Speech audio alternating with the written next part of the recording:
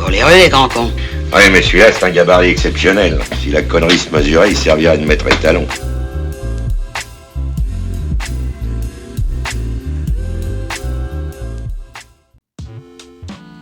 Salut à tous, c'est l'écran fou et nous voilà repartis pour notre rendez-vous hebdo avec l'épisode 6 de Willow, toujours dans la catégorie des spoilers fous. Le principe est toujours le même, je ne vais pas y revenir. Pour les nouveaux, je vous renvoie aux premières reviews de la série dont les liens sont dispo dans la description, histoire de vous familiariser avec le contexte et les personnages, mais aussi avec le style des spoilers fous. Alors pour rappel, on avait pu découvrir dans l'épisode 5 que c'était toujours aussi mauvais, ça ne change pas, et en plus la série se permettait de partir complètement en cacahuète dans une intrigue inutile qui permettait juste à nos héros de se retrouver au sein d'un village tenu par la sœur de Jade, mais qui s'avérait aussi être l'ex de Cugnet Tarkin, donc un vrai microcosme, la série Willow. En gros, c'est bienvenue chez les ch'tis le truc, ton voisin c'est à la fois ton oncle, ta sœur et ton amant, c'est génial. Et du coup, autant de retrouvailles qui poussaient à la fête jusqu'à ce que Marlène Schiappa et d'autres membres du village se fassent capturer en loose day par les trolls. Et donc, accrochez-vous parce que l'épisode 6, c'est quasiment 1 heure. Alors déjà qu'en presque 45 minutes, ça racontait que dalle, j'ai hâte de découvrir l'intrigue. Eh bien, sachez qu'on commence déjà avec Dylan, qu'on n'avait pas revu depuis la fin de l'épisode 4 et qui en gros a passé 24 heures à se balader dans les ruines de la cité immémoriale, subvenant à ses besoins vitaux grâce à... en même temps... ça, le scénariste se dit que c'est pas bien important. Après tout, ça fait 4 jours qu'il a été kidnappé. On n'a qu'à dire qu'il se nourrit des cendres qui recouvrent le sol. Ça vous va ? Allez, c'est parti. Et donc, il commence à entendre des voix en direction d'une porte mystérieuse qui l'appelle et l'invite à les rejoindre.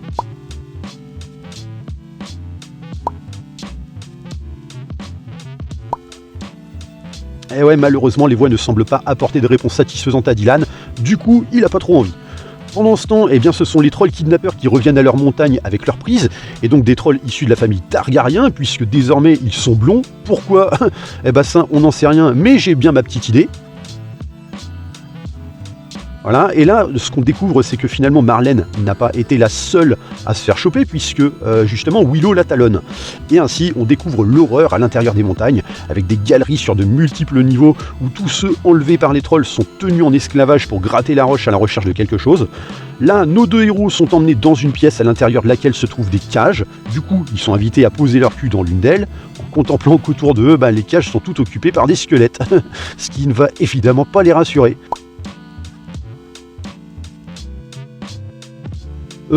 Si tu te bases effectivement sur ce que t'as pas, tu peux être sûr que tu vas crever ici, ma grande. D'ailleurs, pour le confirmer, le seul autre prisonnier vivant dans la pièce leur explique qu'il a bien essayé de s'enfuir, mais en vain, puisque ça fait 10 ans qu'il est enfermé ici. Ok, donc toi, ça fait 10 piges que t'es enfermé sans voir la lumière du jour, mais t'as quand même suffisamment la notion du temps pour estimer que ça fait 10 piges que t'es ici. C'est génial. Ah, vous non plus, vous y croyez pas ? Bon, ceci étant, faites gaffe, faut que je vous rappelle le niveau de la série. Bref, nos deux héros ne se laissent évidemment pas duper par ce mensonge, mais avant même de pouvoir rétorquer quoi que ce soit, ils sont coupés dans leur élan par l'arrivée du Seigneur Troll, donc un mec qui parle comme un bobo parisien invité à un vernissage. Du coup, avec toutes ces manières, je propose qu'on l'appelle Jean-Édouard Chewbacca. Ah ouais, non mais ça a bien changé en 20 ans. Désormais, les trolls, c'est coiffure, cours de langage et de manière, même si, bon, à côté de ça, ce sont des esclavagistes, alors qu'avant, on les connaissait pour être comme ça. Ah ouais, non mais vraiment, c'est plus ce que c'était. Ah, et alors, je ne vous parle pas de ce maquillage et de ces prothèses faciales du plus bel effet. En gros, c'est ni plus ni moins qu'un masque d'Halloween acheté chez Jiffy. Bref, on leur demande d'où est-ce qu'ils viennent, et Marlène, plutôt que de la fermer, joue à la provoque en espérant que son rang fasse chier les trolls dans leurs poils blonds. Mais bon, Jean-Édouard Chewbacca ne semble pas très apeuré, ce qui peut se comprendre, vu qu'il n'a pas vu les 5 premiers épisodes. Mais bon, s'il connaissait autant Marlène que nous, il tremblerait d'effroi à l'idée de devoir la supporter. Et donc le chef troll de lui expliquer que malheureusement, quelle que furent leurs quêtes, ils resteront ici jusqu'à la fin de leur jour. Mon pauvre Jean-Ed, comme je disais, tu sais pas dans quoi tu t'embarques en gardant cette meuf sous ton autorité. Enfin bon, t'es prévenu. Pendant ce temps, le reste de nos héros qui part pour sauver leur pote avec l'aide de Chef, donc vous savez la sœur de Jade, arrive au pied de la montagne des trolls.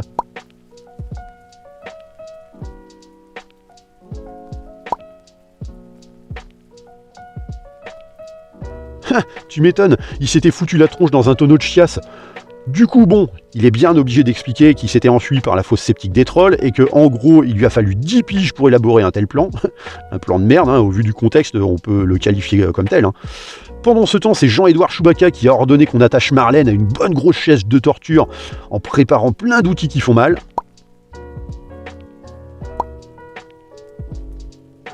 Ah bon? Bah alors pourquoi tu sors des chlasses? Pour sculpter du bois peut-être? Enfin, je vois que les dialogues sont toujours aussi débiles, hein, y a pas à chier. Hein. Bref, Jean-Édouard raconte qu'en gros, la sorcière ancestrale, elle est trop cool, elle leur a apporté le pouvoir, tout ça. Mais bon, lui, ce qui lui importe, c'est surtout dans l'instant de savoir où est Elora, car il sait qu'elle était avec Marlène et Willow au village. Ok, d'accord, mais comment il le sait justement ça? Ah non, mais surtout, ne le demandez pas au scénariste, il en sait rien lui non plus. Non mais à la limite, parce que si on va dans ce sens-là, s'il savait de toute façon que Elora était au sein du village, pourquoi vous ne l'avez pas kidnappé directement? Ouais, non, c'est vraiment très con. Et pendant ce temps, ce sont les autres qui se faufilent dans les galeries de la montagne des trolls sans que personne ne les intercepte. Merci. Ce qui est quand même bien pratique hein, quand on sait que jamais personne n'a pu s'en échapper à part Cunhet Tarkin en passant par le trou des chiottes. Là, ils arrivent dans une pièce avec quelques affreux en train de préparer une sorte de potion. Du coup, on leur fout sur la tronche. Enfin, sauf Apu et Elora qui tentent de crever l'abcès depuis déjà un épisode.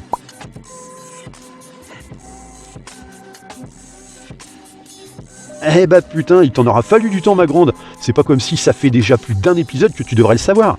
Bref, une fois que l'ennemi est maîtrisé, on constate que la baguette magique d'Elora semble réagir à la potion des trolls, qui semble elle aussi réagir à gros bouillon.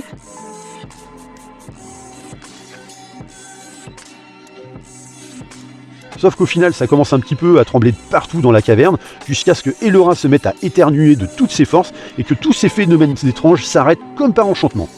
Sauf que ces tremblements, c'est pas sans inquiéter Jean-Édouard Chewbacca, qui se voit un petit peu dans l'obligation de stopper sa séance de questions-réponses avec Marlène, car il comprend que, visiblement, on vient sauver Marlène et Willow. Ah bon? Ok. Alors, pour toi, des tremblements de terre, c'est significatif que on vient sauver 2 prisonniers. T'es vachement fort, toi, en matière de déduction. Et véridique, ils se barrent tous.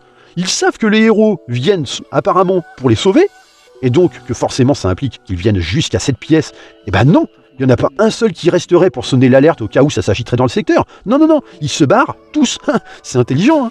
Du coup, Marlène et Willow sont libres de faire tout ce qu'ils peuvent, enfin surtout de se taper une bavette. Et en gros, on apprend que l'autre prisonnier est en vérité un ex-compagnon de Mad Martigan, accusé de l'avoir trahi par Cunhet Tarkin déjà depuis quelques temps au sein de la série, alors que en vrai, ce serait finalement Cunhet Tarkin qui aurait trahi Mad Martigan pour mettre la main sur la cuirasse. Vous le sentez, le moment des retrouvailles avec le jeu du qui croire qui?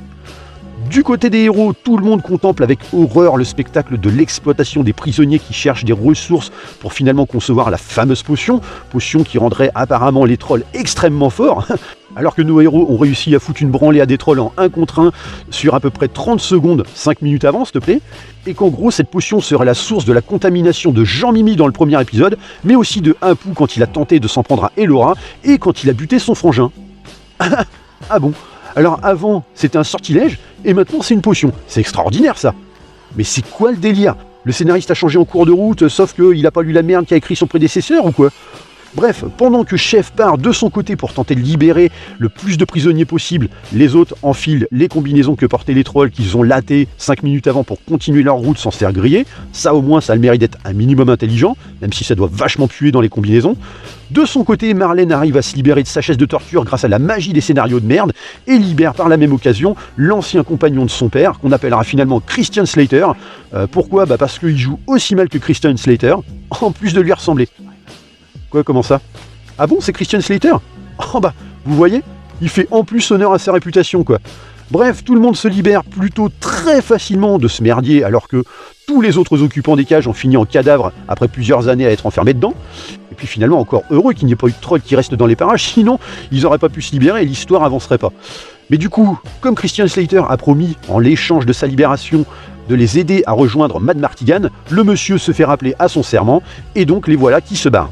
Pendant ce temps, c'est Jean-Édouard Chewbacca qui arrive à la salle où se trouvaient Willow et Marlène, pour constater finalement que tout le monde s'est fait la malle. Ouais, mais alors attends, ils étaient partis à la recherche de leurs acolytes. Pourquoi est-ce qu'ils reviennent justement dans cette salle des tortures? Putain, encore un truc qui a du sens, tiens.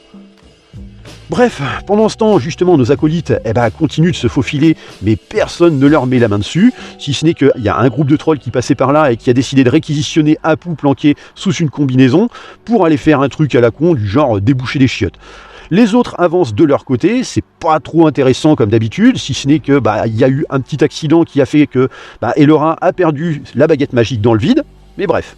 Rappelons quand même que la montagne des trolls est réputée pour l'impossibilité à s'en enfuir en temps normal, et là, faut savoir que il y a quand même 3 prisonniers fuyards et un groupe venu les libérer, mais c'est bon, tout le monde arrive à circuler librement et taper une bavette comme si de rien n'était, c'est absolument fabuleux.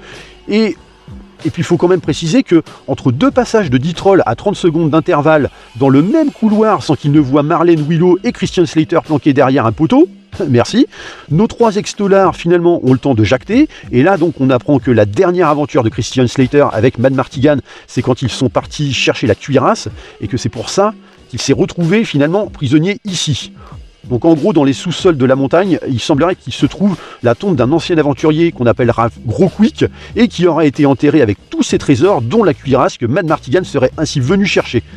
Et c'est là en fait qu'on apprend que Cunha Tarkin aurait trahi Mad Martigan en lui volant la clé magique de la cuirasse. Et donc pour terminer tout ça, Christian Slater d'expliquer que en gros, s'il s'est fait alpaguer, c'est parce que justement les trolls voulaient mettre la main sur Mad Martigan, et donc il s'est fait passer pour lui, afin justement que le héros du film de 1988 soit libre de pouvoir rejoindre la tombe de Gros Quick et ainsi trouver la cuirasse, mais sans comprendre finalement pourquoi il n'en est jamais revenu depuis. D'ailleurs, puisque on parlait justement de Cunha Tarkin par rapport à toute cette histoire de trahison, faut savoir qu'en vrai, il emmène pas ses potes sauver Marlène et Willow, en vrai, il les dirige aussi vers la tombe de Gros Quick.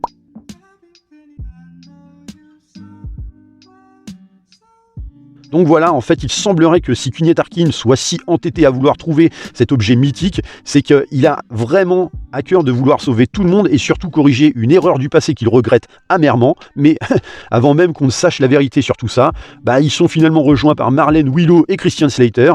Du coup, Christian et Cunha Tarkin évoquent le bon temps en se collant des bourre-pifs dans le groin, tandis que Willow engueule Elora pour la perte de la baguette magique.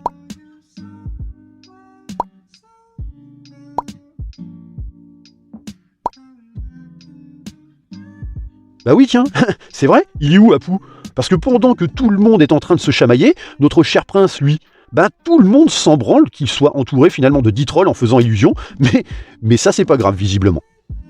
Bref, on calme un peu tout le monde et Cunha Tarkin de finalement nous expliquer qu'en vrai, c'est Christian Slater qui avait autrefois piqué la clé magique à Mad Martigan et que lui en revanche avait fini par s'enfuir, ce qui aurait coûté la vie à Mad Martigan, mais ça on n'en sait pas beaucoup plus pour l'instant, si c'est vrai.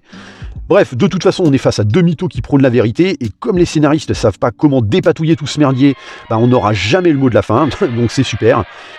Là, Christian Slater sait que dans la pièce, il existe une porte qui mène au tombeau de Gros Quick, mais que pour l'ouvrir, ils doivent déjouer des pièges. Du coup, il tire sur 2 poignées et c'est tout, pas de piège. Ah non, mais vous y avez vraiment cru? Bande de naïfs. Et là, un accès est désormais dispo au milieu de la paroi rocheuse de la grotte en mode ta gueule, c'est magique. Mais attention, non, il n'y a pas de porte, ni de charnière, rien. C'est genre, tu tires sur le levier et là, la roche a disparu comme par enchantement. Extraordinaire. Là, ils arrivent dans une pièce avec une tronche géante sculptée dans la roche, dont la bouche est en fait la porte qui donne accès au trésor de Gros Quick. Mais voilà, la bouche est fermée. Et là, une boîte vocale se met à parler. Ah non, je déconne pas, hein. Vraiment, il y a une boîte vocale. Bon, sauf qu'elle dit pas de laisser un message, tout ça. Non, là, c'est l'âme de Gros Quick qui va donc leur poser des questions. Et donc, s'ils gagnent, jackpot. S'ils perdent, l'âme de Gros Quick leur lâche une caisse et ils crèvent tous. Et là, c'est le moment des questions de merde. Quelle est la différence entre un pigeon? Ah non, mais c'est presque du même genre, hein. Mais rien de bien compliqué pour nos héros qui répondent juste à chaque fois, jusqu'à la dernière question qui ne trouve finalement pas de réponse au sein de nos héros. Du coup, la boîte vocale de Gros Quick de répéter en boucle,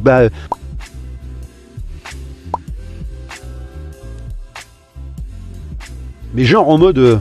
Moi je connais une chanson qui énerve les gens. Moi je connais une chanson qui énerve les gens. Moi je connais une chanson qui énerve les gens. Moi je connais une chanson qui énerve les gens. Ah, vous la connaissiez pas cette chanson? Bah attendez, je vous la remets.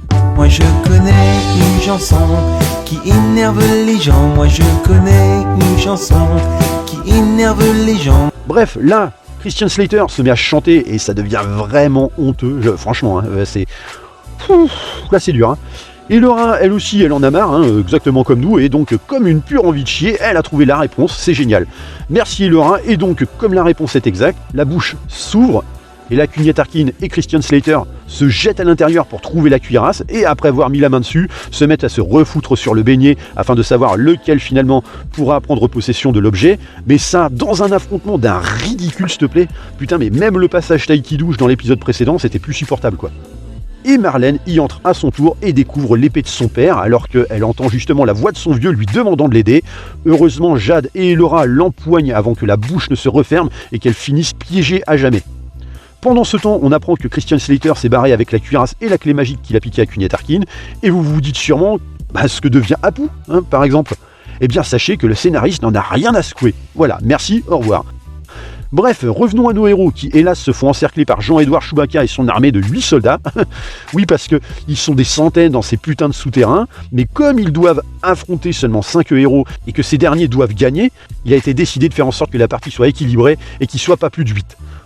Bon, au final, on découvre que Apu faisait partie du lot, et donc tu comprends que tout ce merdier autour du personnage séparé du groupe n'avait absolument aucun but dans l'histoire. Non mais alors ça c'est fabuleux, on te pond des sous-intrigues qui n'ont absolument aucun intérêt. D'ailleurs, parce que je tiens quand même à le rappeler, tu comprends pas non plus trop pourquoi il est là finalement, puisqu'il était réquisitionné pour une tâche à la con du genre déboucher les chiottes, donc pourquoi il fait partie des soldats de Jean-Édouard Chewbacca? Ah mais oui, faire en sorte qu'il retrouve ses copains. Qu'est-ce que vous voulez que je vous dise? Non mais bon, on va quand même pas se plaindre que maintenant un scénariste ait recours à des facilités scénaristiques pour se sortir des situations de merde qu'il a lui-même écrites, Du coup, Willow récupère son bâton magique, et en plus Christian Slater est revenu parce que... Et donc c'est parti pour la baston, et comme d'habitude, putain que c'est nul quoi. On s'emmerde, mais vraiment. Mais pour vous dire, même les chorégraphies dans les Power Rangers, c'est beaucoup plus palpitant quoi. Et là en fait tu découvres que justement les terribles trolls qui vous emprisonnent à jamais et qui sont devenus extrêmement puissants grâce à la potion magique et tout, en vrai c'est des vrais burnes au combat quoi. Donc tout est plié en 2 minutes chrono, décapitation de Jean-Édouard Chewbacca comprise. Voilà, c'était LA scène d'action de l'épisode. Vous êtes heureux, Et là, on découvre qu'en vrai, Christian Slater a essayé d'activer la cuirasse, mais que ça a fait pchit. Du coup, il la refile à Cunha Tarkin avant que tout le monde s'échappe dans un tunnel, avant que d'autres trolls se mettent à arriver. Sauf que Christian Slater, lui, il préfère rester là pour freiner justement l'arrivée des potentiels autres trolls, d'autant qu'il est blessé. Mais avant cela, il en profite pour révéler à Marlène le truc le plus con qu'on ait pu nous pondre depuis le début de l'épisode, la révélation de merde à l'état pur. Attention, vous êtes prêts ?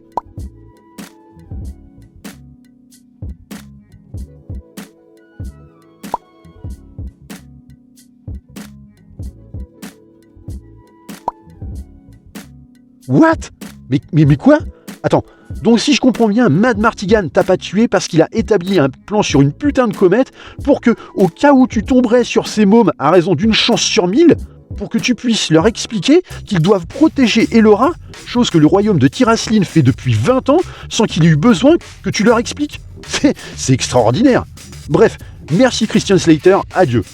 Au bout du tunnel, nos héros arrivent tout en bas de la tanière des trolls où le sol semble recouvert d'une couche assez solide, transparente, laissant apparaître la couleur orangée de la potion des trolls. Et alors qu'ils tentent de traverser cette étendue, c'est Marlène qui a décidé de faire sa tête de con, dans le plus grand soin d'écriture du scénariste depuis le début de la série en ce qui concerne ce personnage.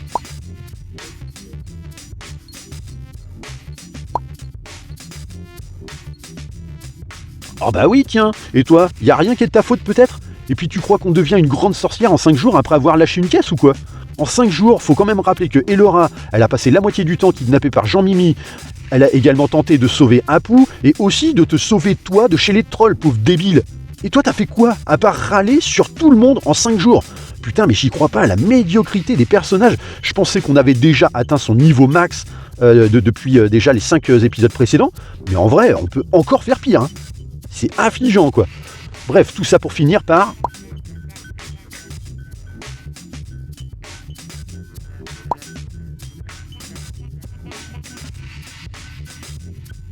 Ah, la fameuse crise de jalousie. Bah oui, parce que Marlène Schiappa ne supporte pas de s'imaginer qu'il y a des choses plus importantes et grandes qu'elle, comme Elora par exemple. Donc Marlène se met à piquer sa petite colère de haine contre Elora. Bon, Accessoirement, précisons tout de même que si elle avait réussi à ramener Mad Martigan, c'était surtout pour lui poser la question et pas pour le sauver, hein, visiblement. Enfin, en tout cas, c'est ce qu'elle met en avant. Hein.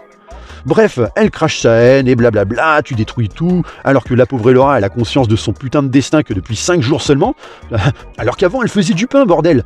Putain, mais comment on peut valider une telle série, franchement? Là, je me posais déjà la question, mais là, je me dis, mais c'est pas possible, quoi.